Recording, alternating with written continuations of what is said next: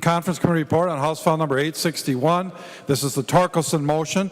The Conference Committee report on House File number 861, an act relating to transportation finance. The report is addressed to the Honorable Kurt L. Doudt, Speaker of the House, the Honorable Michelle L. Fischbach, President of the Senate. We, the undersigned conferees for House File number 861, report that we have agreed upon the items in dispute and recommend as follows. And the Conference Committee report is signed by 4 of the 5 conferees on behalf of the House and 4 of the 5 conferees on the part of the Senate.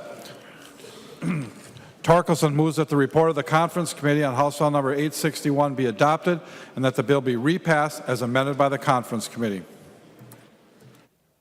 Recognize the author, Representative Torkelson from Brown, who will explain the report. Thank you, Mr. Speaker and members. Mr. Speaker, I'd like to request a roll call on the adoption. Roll call being requested. Seeing 15 hands, there will be a roll call. Representative Torkelson. Thank you, Mr. Speaker and members. It seems like a long time ago that we passed this off the House floor. There have been a number of changes in the process.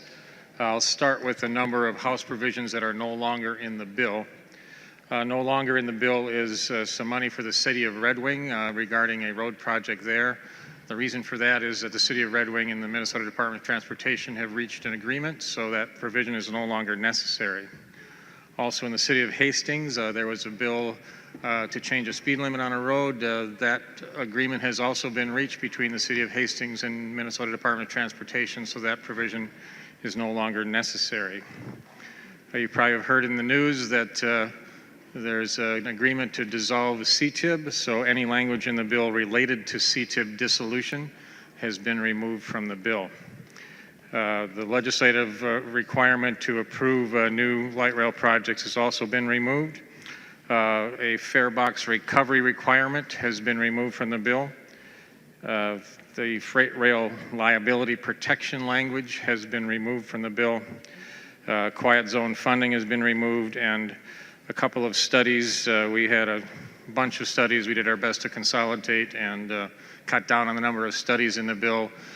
2 have been removed, one for 94, 494, 694 interchange, and another one for Trunk Highway 65. We did accept a number of Senate provisions. They are the Metro Mobility Task Force is being established in this bill to study the issue of the cost and issues around the operations of Metro Mobility.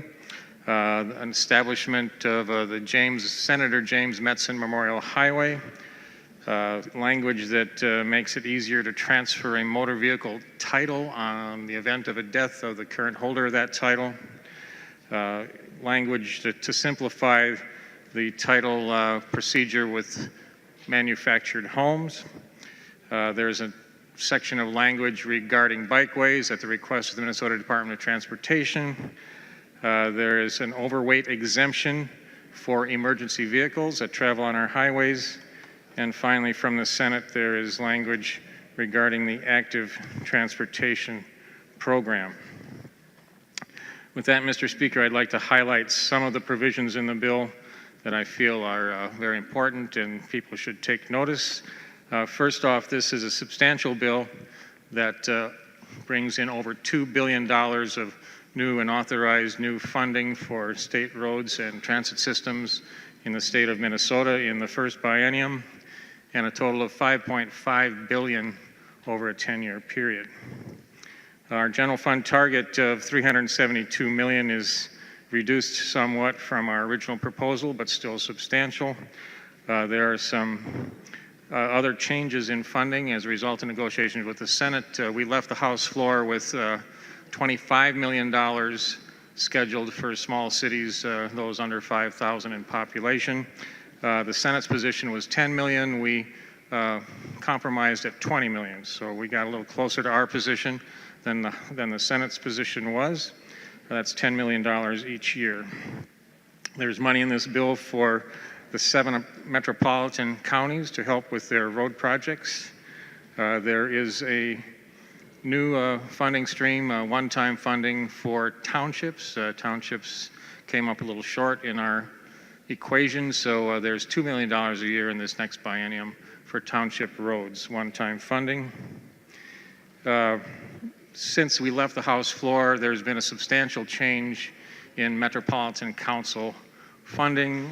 We've replaced the funding for the operations of the existing light rails, the green line and blue line as they stand today. That's about $50 million over the biennium.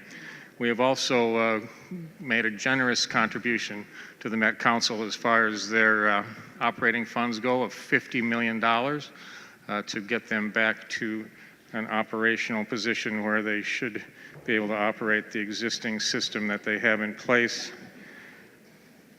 And going on then to another program that has normally been funded in the bonding bill but will now be brought into the transportation bill. That's a local bridge program. It's a program that is very well run. We have a nice schedule of bridges that are selected to be replaced. The engineering has been done, the local funding's in place. They're just waiting for the state funding. That has been done in the past with bonding funds, but those bonding funds have been somewhat uneven and undependable.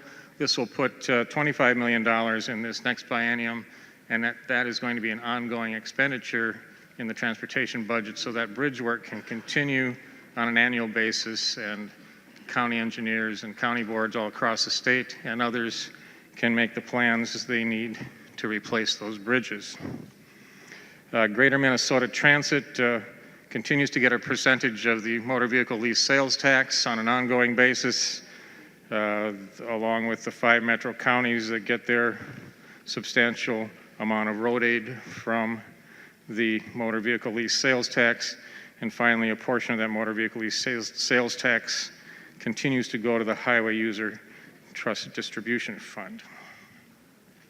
With that, Mr. Speakers and members, I think I've covered the highlights of the changes and the funding streams in the bill, and I'd be happy to stand for questions.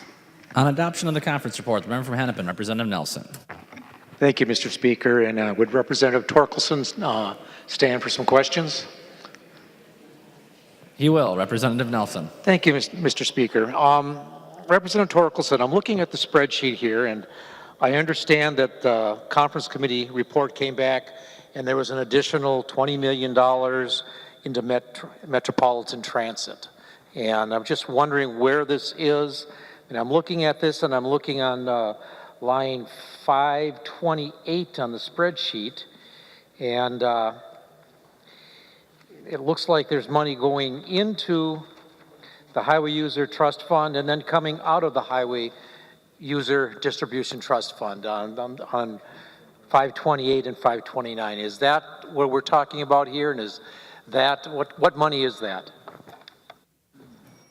The member from Brown, Representative Torkelson. Thank you, Mr. Speaker. I don't have a copy of the spreadsheet in front of me. The guy that wrote the spreadsheet is currently searching through it. As you know, these spreadsheets do get a little complicated. But you mentioned 20 million. Actually, since this bill left the House floor, we have added 50 million in transit funding to the Met Council. And it is on line 328 of the spreadsheet. Line 328 on page 8 of the spreadsheet, you will see an amount of $50 million to keep the buses running in metropolitan Minnesota. Representative Nelson. Thank you, Mr. Speaker. And would Representative Torkelson yield for a couple more questions? He will yield. Representative Nelson. Thank you, Mr. Speaker. Well, I see that on 520, on, what did you say, 328. But I'm curious about this here. Make sure I don't cover the light up here. Because I'm seeing this 20 million in 16, and also down in 554 that there's 20 million 16 being transferred out of the Highway User Trust Fund. And like I said, it went in and out here and it went out here. And I guess the question I have is, for years we've heard from different people that have spread the myth that we're taking gas tax dollars and money out of the trust fund and using it for transit. And we all in the past have not done that. We've been, that's dedicated money, constitutionally dedicated money for that. And what it looks like here is that we're transferring it out of the Highway User Trust Fund and transferring it in to the Metropolitan Council Fund. And so, I mean, if going forward, if we do this the way it looks like to me, that we are now actually taking money out of the Highway User Trust Fund and putting it for Metropolitan Transit. And I mean, I like the extra money going to Metropolitan Transit to offset some of the cuts that they were looking to have to do for service. And I've gotten lots of emails from my residents and my constituents in my district that use the bus to get to work and get around. And so, I mean, I like the fact that we're putting more money into that, but I have some qualms about taking money out of the trust fund, that it goes to build our roads and our bridges and maintain our roads and our bridges, and putting it in this fund. We normally have done this other ways, and I guess I've got concerns about that. And is that what I'm seeing here, Representative Torkelson? The member from Brown, Representative Torkelson.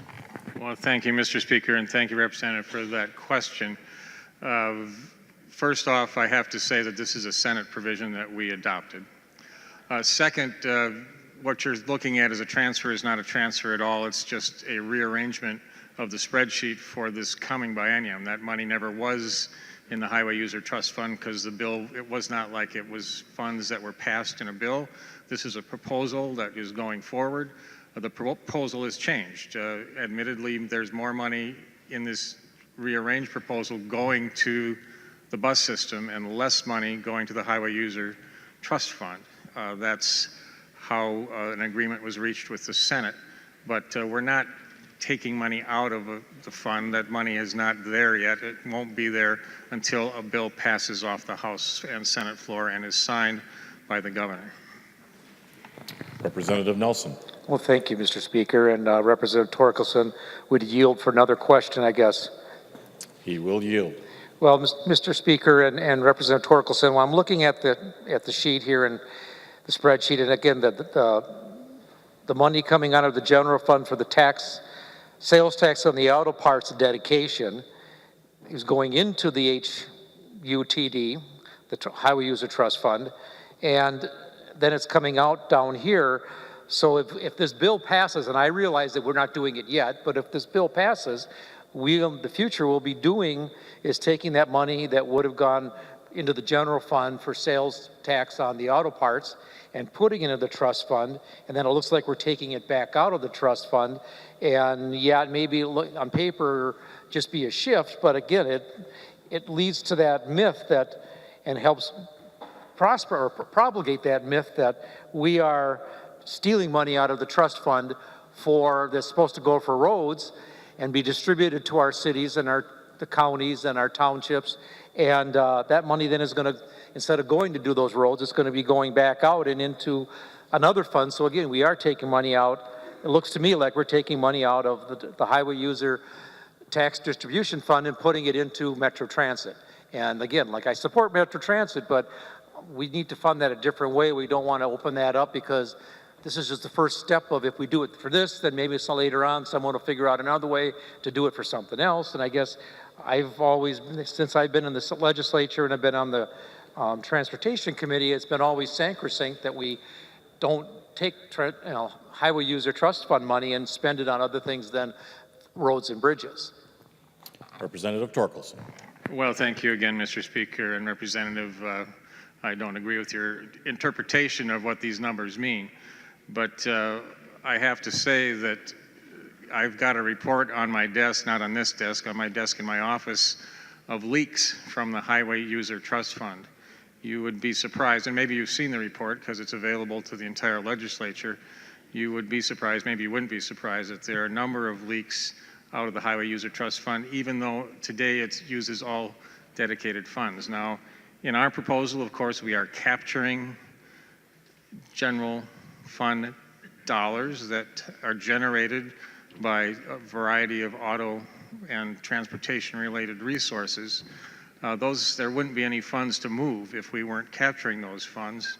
The changes you describe that are in the spreadsheet, again, are part of the negotiations as we put a bill together, negotiating with the Senate as to what the priorities are within this bill. But to describe that as taking money out of the Highway User Trust Fund is a misrepresentation. Representative Nelson. Well, thank you, Mr. Speaker and members. I guess I'm going to quit asking questions because, like I said, what it looks like to me, and again, this goes back to my first year when I was in the legislature here, and I went to this chamber dinner, and I got stuck in with a group of people from northern Minnesota, businessmen, and they were talking, and you know, like I said, there's a great myth out there that we're stealing money out of the trust fund and using it for other programs other than highway and the MnDOT.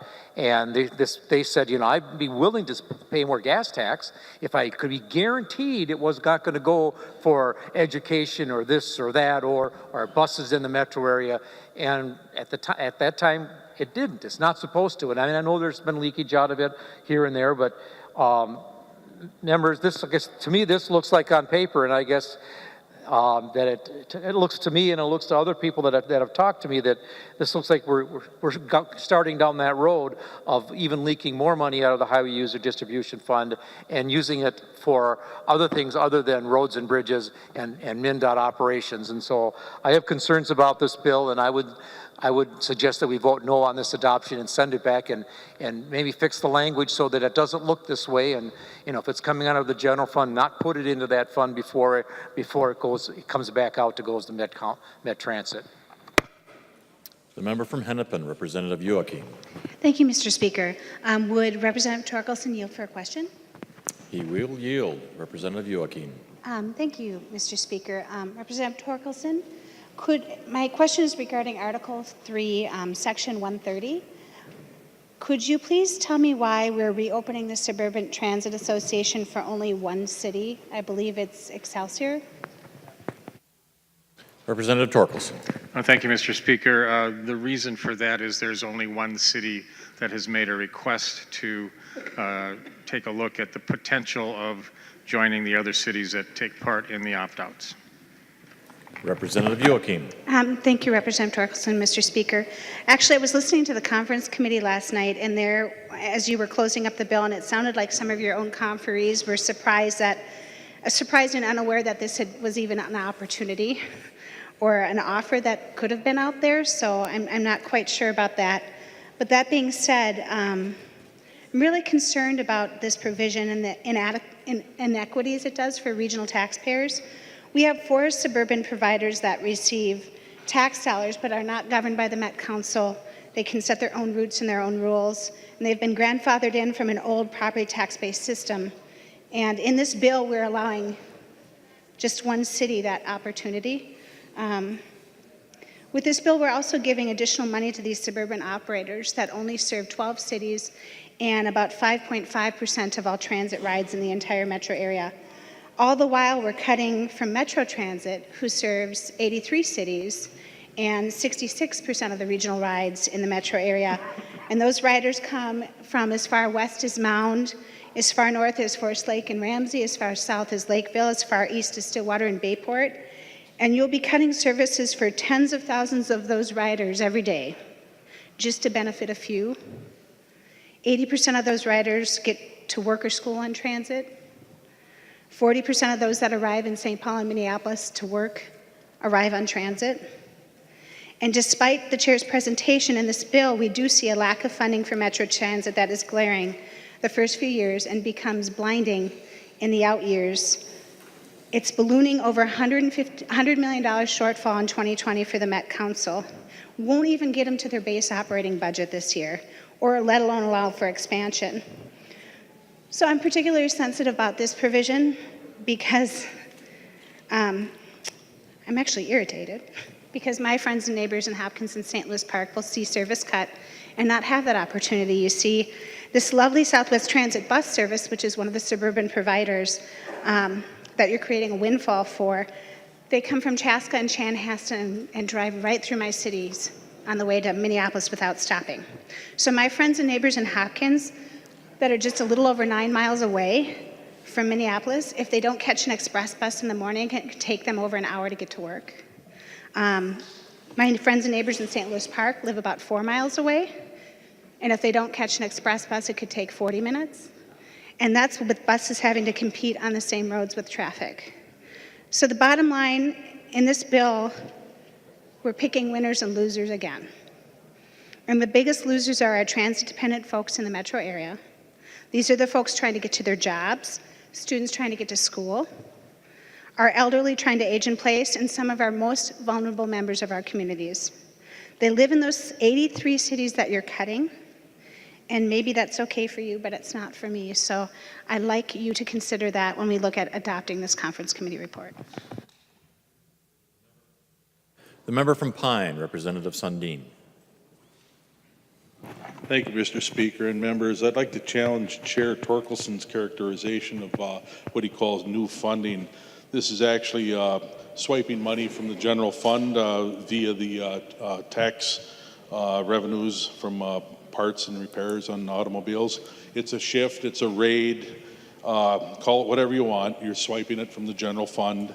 And I think we can probably come up with 372 million reasons why we should not misuse our taxing authority here in this body. It's simply an embarrassment to the rest of the programs that the state runs.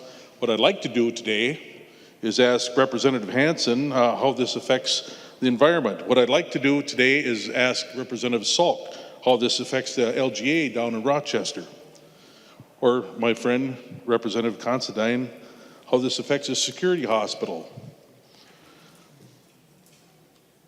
Or possibly Representative Murphy, how this affects nursing facilities throughout the state. This is nothing more than a gimmick to get some of us in this chamber through the next election cycle. Let's be clear, this is no solution, and it's no long-term substitute for dedicated funds. We need an increase in the gas tax. Let's pony up and do the right thing for the state of Minnesota and the transportation needs. Thank you. The member from Hennepin, Representative Hornstein. Thank you, Mr. Speaker and members. I'd urge a red vote on adoption. This bill, its fundamental structure is pretty much the same as when it left the House floor. And what I mean by that is it still relies on general fund money that is not sustainable over the long term. I think Representative Sundin and others have characterized why this is just the wrong way to go. This is a raid on the general fund. We heard from Representative Marquardt, and we heard very eloquent testimony all day yesterday about why this is problematic. We're going to continue to see pressure on higher education and tuition when we raid the general fund. We're going to see additional class size issues. We're going to see additional folks being affected by health care cuts, on and on and on. This is the wrong way to fund roads and bridges. So we need dedicated, reliable, constitutionally dedicated and reliable funding. We had contractors during session at our hearings tell us how important that dedicated, long-term, reliable funding is. Even at the conference committee, there was a public hearing. We heard the same from contractors. The Chamber of Commerce, the Minnesota Chamber, I don't always agree with them, but they reiterated how important long-term, dedicated, reliable funding is. Now, if you ascribe to the fact that it's okay to fund roads and bridges with general fund money, this bill has $167 million less than the bill coming off the House floor. So it fails on two counts. It uses the wrong source of money and significantly less of that. I also want to reiterate what Representative Joachim said, that we continue to have cuts in Metro Transit. In times of a surplus, we should not be cutting local regular route bus service, and particularly in the out year, we have significant cut to Metropolitan Transit. So members, for those are the main reasons. Again, the fundamental assumptions and structure of this bill, as it passed off the House floor, remain intact. There's less money for roads. There continues to be a transit shortfall. We continue to fail at doing what we need to do, which is focus on a reliable, dedicated source of funding. There's not enough money in this bill. Simply maintain our roads and bridges over the next few years. There's not enough money in this bill to expand the system. We had, I think, over $1 billion worth of bonding requests in roads and bridges that we heard in our committee. Representative Torkelson had a hearing from both sides of the aisle and very eloquent testimony about why we need those projects. We aren't going to even make a dent in funding them with this scenario. So members, please vote no on adoption. We can do much better than this bill. We need to start from scratch and get the job done. Thank you, Mr. Speaker and members. The member from Waseca, Representative Petersburg. Thank you, Mr. Speaker. And I think I was a little shocked when I just heard somebody say that we are raiding our taxing authority by actually including income tax dollars and other dollars raised for transportation. And yet I'd like to ask anybody, if all the dollars that we appropriate, then would that be raiding our taxes? I don't think so. The reality is that we have a responsibility and the authority to appropriate those tax dollars however we wish. And to me, this is an appropriate use of funding in order to really have everybody have an input and an impact into transportation. It's not just those that drive cars and vehicles. It's all of us. Our road infrastructure, our transportation infrastructure is fundamentally important to all of us. And we can't continually to sustain it on the backs of just those that drive cars anymore. I mean, you talk about the impact that it has in metro area in regards to transit. Gasoline taxes absolutely impact, an increase in gasoline taxes absolutely impact those low income in greater Minnesota that don't have the capacity or the ability to use public transit. That's also a cost to them. And I think it's important for us to remember that as a state, we do need to come together. We do need to understand the needs of the metro area as well as greater Minnesota. And I think this bill is one of those that is at least attempting to do that. Across the board, there are more dollars in almost every area. Some would say there's not enough in one particular area or another. That could or could not be true depending on your outlook. We have to remember that different people and different groups have different philosophies and different priorities. That doesn't mean that one's more right than the other, but it does mean that we need to come together and understand each other. So I think this is a great bill. I really encourage everybody to support it. Look at what it's going to do for townships, for others that are getting direct dollars, additional dollars that they haven't had for a long time, and let's move it forward. Thank you. Further discussion to the motion, on the motion to adopt. Seeing none, Representative from Hennepin. Seeing no further discussion and a roll call being requested, clerk will take the roll on the motion to adopt.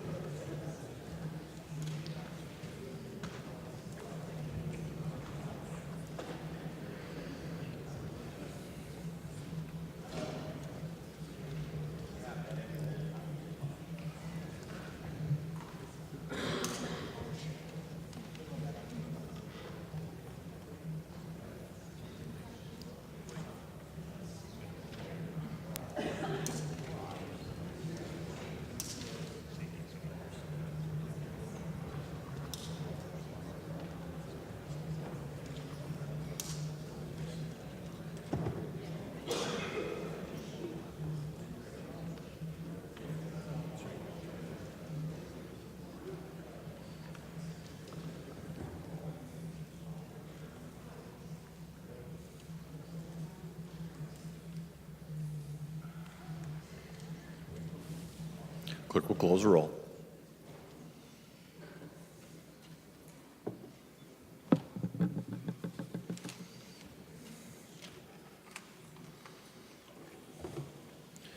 There being 74 ayes and 58 nays, the motion to adopt the Competency Committee report prevails. The clerk will give the bill its third reading as amended by conference. Third reading, House File Number 861, as amended by conference. Third reading. Any further discussion?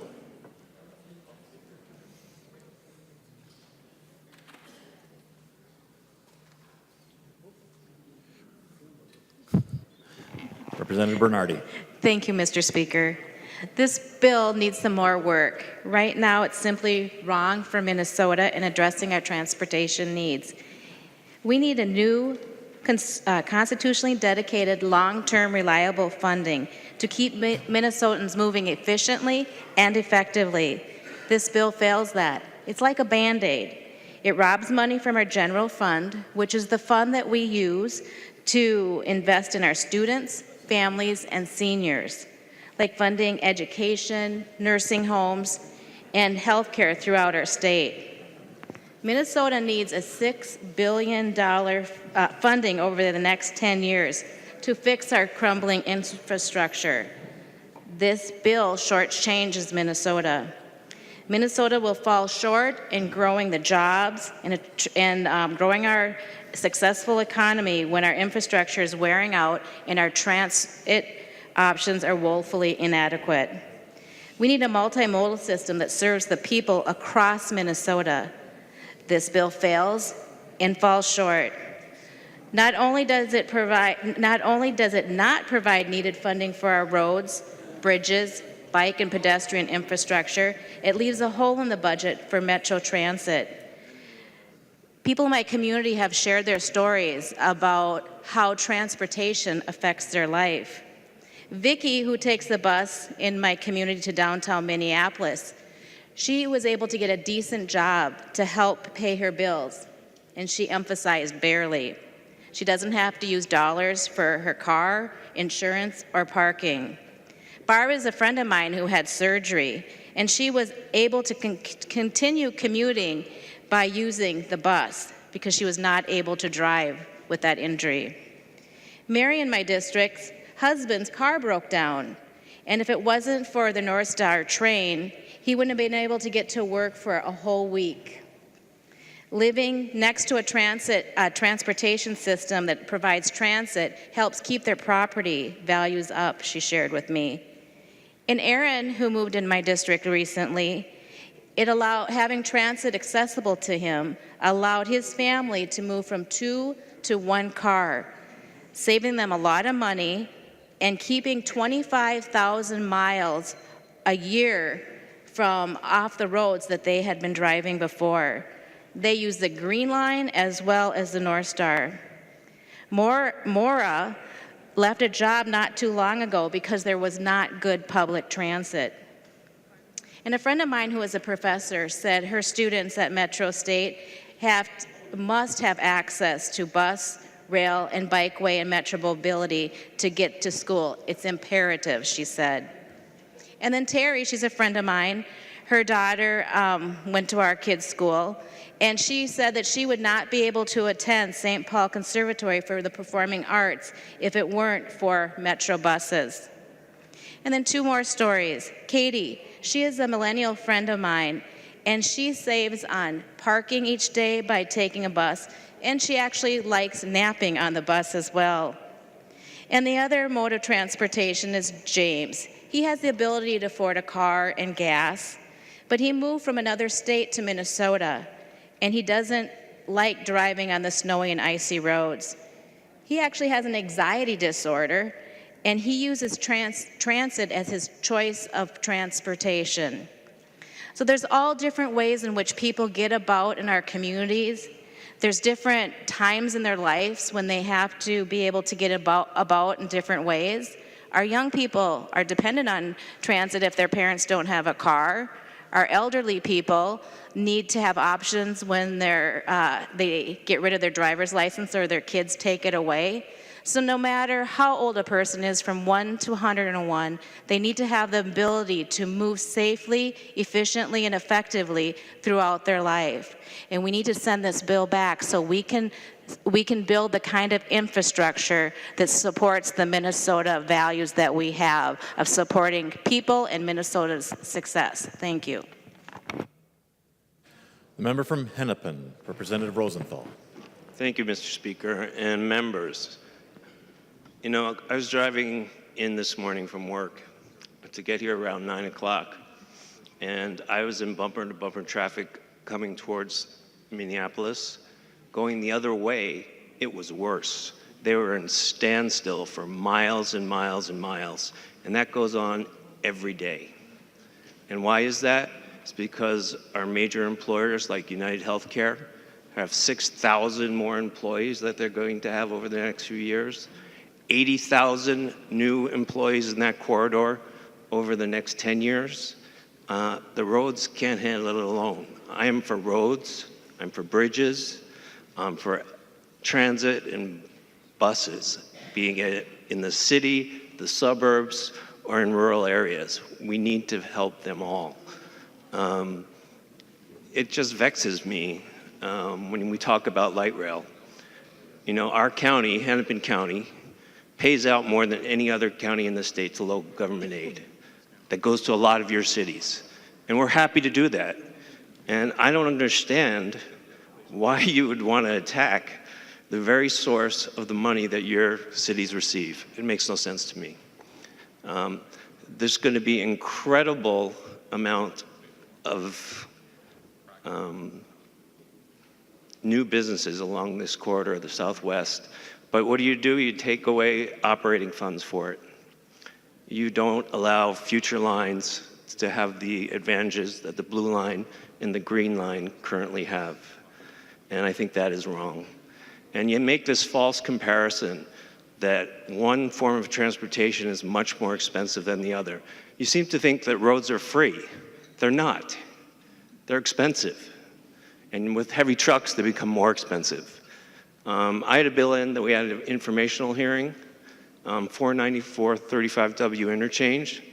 It's one of the eighth or ninth, 10th worst in the country. And you know how much that costs to fix for less than a mile of roadway? $250 million for less than a mile of road.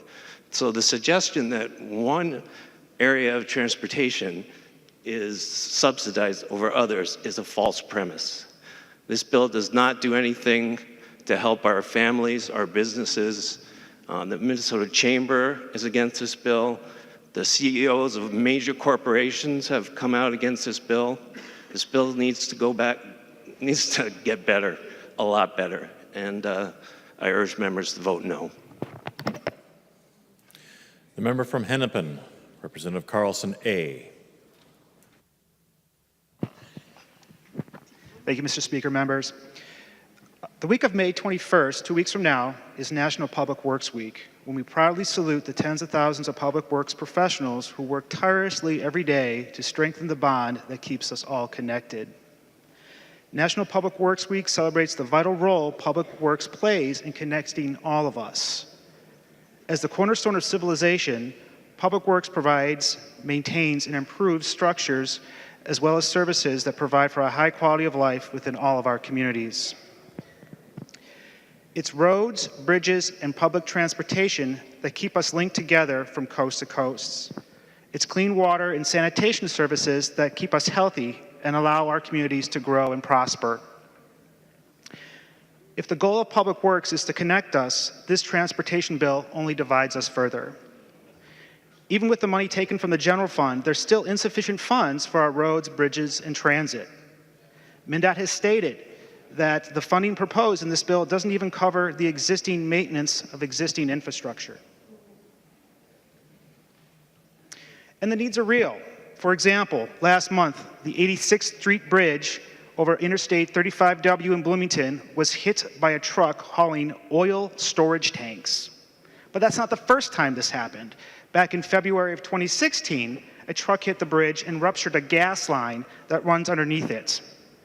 This obsolete bridge is finally being replaced this summer and will be raised 2 feet so that these types of incidences don't continue to occur.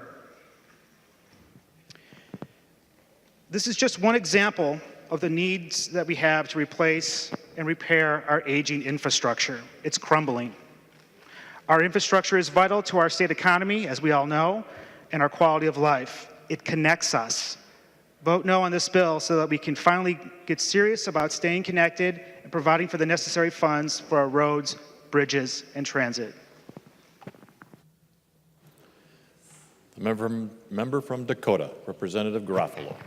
Well, thank you, Mr. Speaker, and thank you, Representative Torkelson, for bringing this legislation forward. And today we see a clear delineation of the priorities of each side of the aisle. On this side of the aisle, what we see are Republicans want to fix roads. We want to repair bridges. We want to move people. We want to move product. But today, the DFL is opposed to it. Why? Because the DFL has a different goal. Their goal is to raise taxes. Representative Torkelson, you're not going to get Democrat votes on this bill because their goal is to raise taxes. Regressive taxes on the middle class and the lower class. Tax increases are the goals. Representative Bernardi had a fine comment earlier. We need constitutionally dedicated revenue. We have constitutionally dedicated revenue. There's no prohibition on general fund revenue for roads and bridges. What they're saying is they want to raise taxes. And as we're going forward, we hear these comments. The Chamber of Commerce is opposed to this bill. No, they're not. Even in the sort of truth-free, fact-free era of politics, it's pretty much documented the Chamber of Commerce is not opposed to this bill. I'd like to find a reference point for that. We heard earlier from Representative Carlson making some nice comments about this, about the importance of doing things. But the reality is we're hearing nothing new from the DFL today. The same old lines, same old liberals, same old excuses, same old Democrats.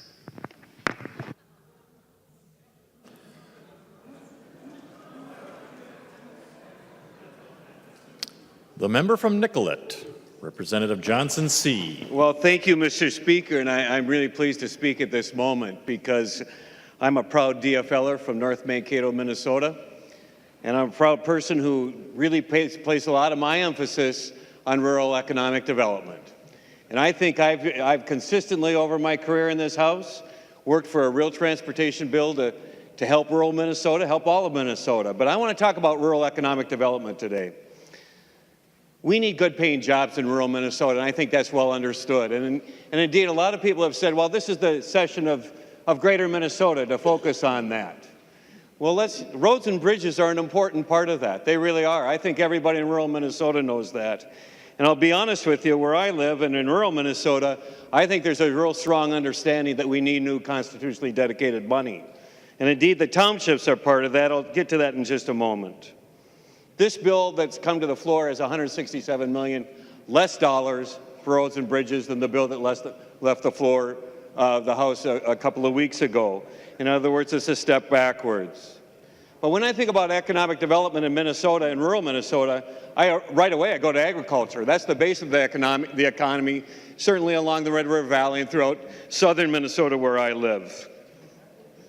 And then when I think about agriculture out in the countryside, the roads that really feed agriculture, that start, the first road that grain goes on after it comes off the field is on a township road. And the townships are not satisfied with this bill, and they're not satisfied because it absolutely does not come close to meeting the needs that they have. The townships have acknowledged that they need about $20 million a year to maintain the roads that they have. We've got a lot of township roads out there. Who's on those township roads? School buses. The people who live in the countryside and those grain trucks. They know that they absolutely need more money, and this bill absolutely does not do it. So what's the option for them? To raise property taxes. Just as the counties had trouble funding their roads, and so what did a bundle of counties in Minnesota do? They raised the sales tax. So what we've done as a legislature, we've said, well, we won't take on the tax issue because we're scared of that. We won't acknowledge it. We pass it down to the counties. We pass it down to the townships. It's not the right way to do it. If we're going to promote agriculture in this state, one of the very first things we got to do is make sure that first road that grain truck rides on, that grain truck drives on is a high-quality road. And again, townships acknowledge they need $20 million a year just to maintain those roads. This bill does not come even close to meeting that need. I live in a regional center, and when I look at rural Minnesota, especially in my region, I see other regional centers as having the potential for those good-paying jobs that rural Minnesotans want and need. I think of towns like Newman, I think of towns like Hutchinson, I think of towns like Wilmer, places in Fairmont. And I think of towns where there's a lot of places where there's opportunity to grow good-paying jobs, new industry, advanced industry that can provide the kind of wages families need to survive in rural Minnesota. The Corridors of Commerce program was developed several years ago. I want to give kudos to my colleague, Representative Hornstein. He recognized the need we had in rural Minnesota, that the regional centers were unable to connect themselves, that the connectivity between regional center to regional center through high-quality highways was a fundamental infrastructure that we needed to improve economic development opportunities in rural Minnesota. One of my big disappointments about this bill is that there's new language added to Corridors of Commerce that will fundamentally alter the program. I've talked with the Minnesota Department of Transportation. They really believe strongly that if this language is adopted that's in this bill, it would make uncompetitive the request for projects to connect regional centers like New Ulm, Hutchinson, and Wilmer. And because the insistence on a criteria that favors the metropolitan area where there's more traffic and there's fundamentally more traffic would give them a distinct advantage, which would likely siphon off the money for Corridors of Commerce, the one option we have to improve connectivity between our regional centers, and then not allow us to grow the economy in those regional centers where there's really a lot of opportunity. Furthermore, this bill is cutting Greater Minnesota Transit. In a time when there's an emphasis on more Greater Minnesota Transit, development of that transit where I'm living, there's a cut of about $14 million in support for Greater Minnesota Transit. That Greater Minnesota Transit can help workers get to those jobs that hopefully we can develop in rural Minnesota. The choice has been made, and Representative Petersburg referred to it, that the idea is that it's a policy. The choice of policy is that let the roads compete with schools and services and other needs in the general fund. For some reason, the Republican Party feels that that's a good idea. Okay, I'll respect that. You think that's a good idea. I do not. And we saw the evidence yesterday in terms of a long-term problem and a short-term problem. Last night, when the conference committee met again, they took some money out of that highway distribution fund, as per the questioning earlier today. It shows the fragility of that money going forward into future years if we're depending on general fund. If we could take it last night when we've got a big surplus, what do we do in those years when we don't have a surplus? We can't count on that funding for roads and bridges in Minnesota when we're depending only on the general fund to fund it. And on the short term, we saw it on this floor yesterday, where we could not cover inflation for our public schools. We could not. The choice is to make roads compete with our schools, and then we can't cover inflation for our public schools. And where we could not provide a pay raise for any of the personal care attendants out there, the people who care for people with disabilities. No pay raise in the bill we passed yesterday, that was passed off this floor yesterday. That's what competition of general funds for roads does to services and basic education needs that we have throughout the state. It's a dangerous precedent to set. It's not the approach to go. I really believe, and I believe this strongly, I've talked about transportation a lot in my career here, but also certainly at home. I really believe Minnesota wants a compromise on the transportation bill. And I really believe that we have an opportunity with this bill particularly to demonstrate to Minnesota that we can do it. We can work together on both sides of the aisle and craft a bill that works for both ways, that can accept the premises that are made by both parties in terms of funding, particularly for roads and bridges. And so as we move forward, I hope we can accomplish that. I think we can keep working in that. I encourage us to keep working at that, a genuine compromise that also includes new constitutionally dedicated funding for the roads and the bridges. This bill does not provide that. This is not the compromise that Minnesota is looking for. I encourage a no vote.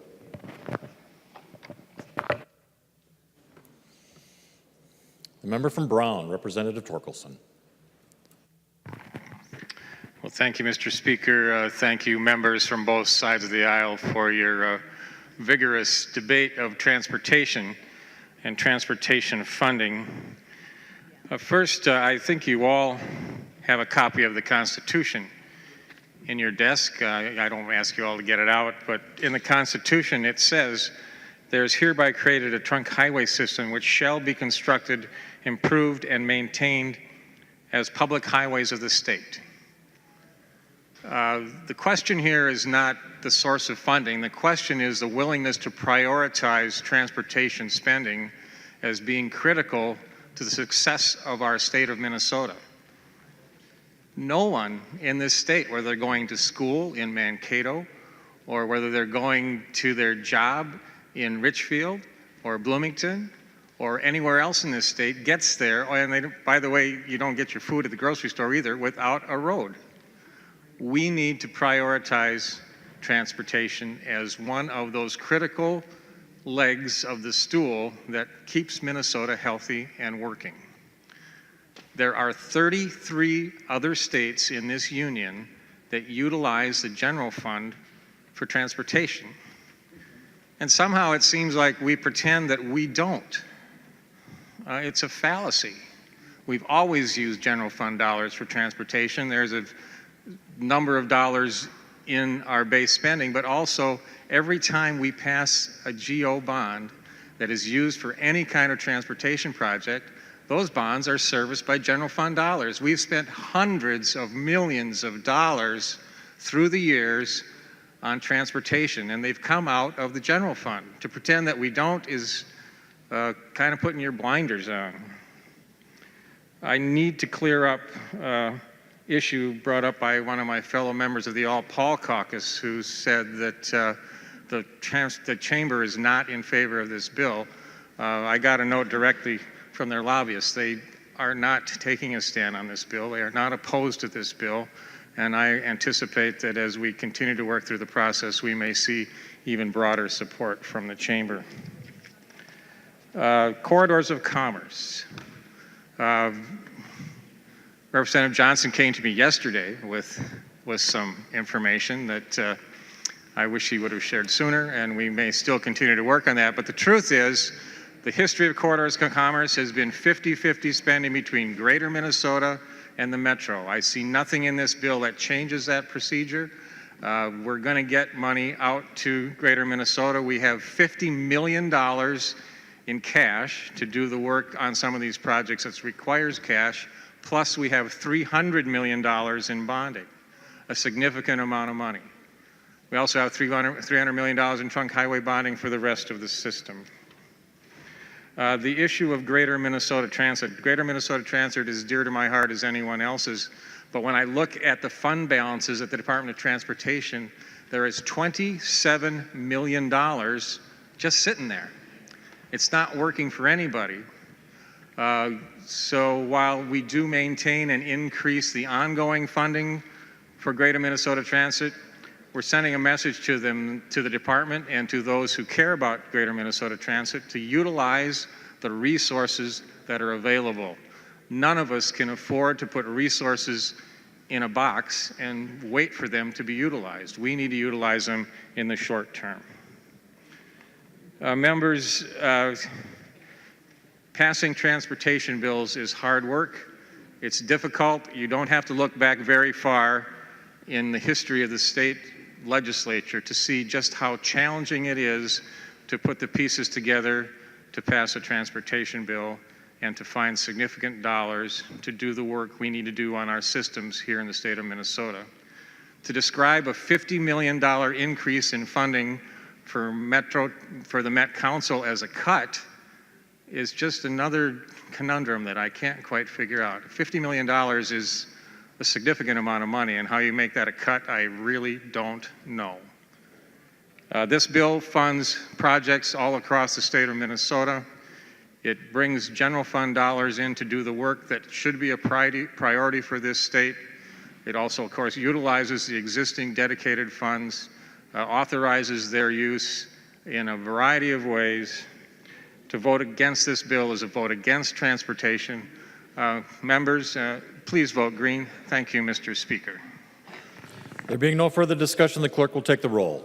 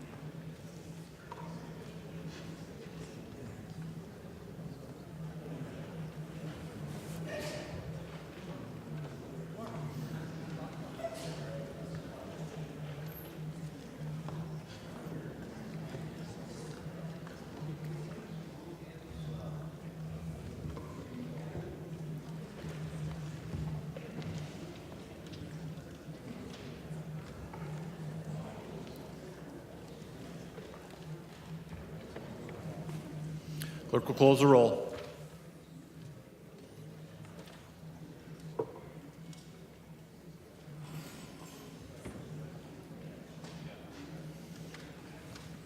There being 75 ayes, 56 nays, the bill is repassed as amended by conference and its title agreed to.